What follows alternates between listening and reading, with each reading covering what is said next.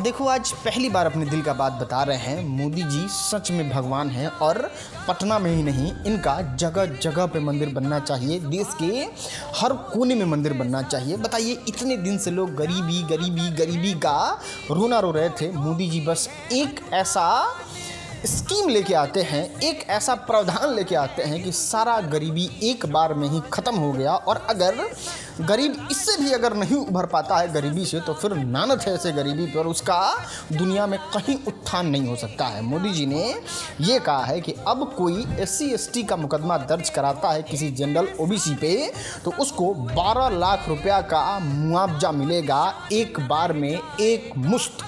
और अगर SC ST वाले गलत कर दिए FIR, फर्जी FIR कर दिए, तो फिर ये तो शोषित वंचित पीड़ित हैं जी, कर दिए तो कर दिए, कोई बात नहीं। खैर, इतना मस्त स्कीम है तो प्लान सुन लो। आपको पैसा कैसे मिलेगा? कुछ नहीं करना है। अगर आपके गांव में OBC जनरल कैटेगरी के लोग रहते हैं तो उनके ज़मीन को खोजिए कि रोड साइड में कौन है, और फिर जो आगे वाला सरकारी ज़मीन होगा उस पर आप जाके अवैध अतिक्रमण कर लीजिए।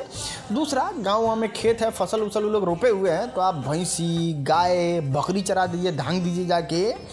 या फिर तीसरा, आप ये भी कर सकते हैं कि आप उनके दुआरी पर चढ़ के, उनकी माँ बहन बेटी है तो फिर भोजपुरी काटल काटल गंदा गंदा गाना जो है वो उनके दुआरी पे बजा सकते हैं। या फिर उनकी बहन बेटी अगर स्कूल जा रही है तो वो छेड़ सकते हैं। या फिर शादी ब्याह अगर हो रहा है तो उसमें जाके लौर खो सकते हैं। बरियाती आ रहा है तो उसको जाकर रगड़ दिए।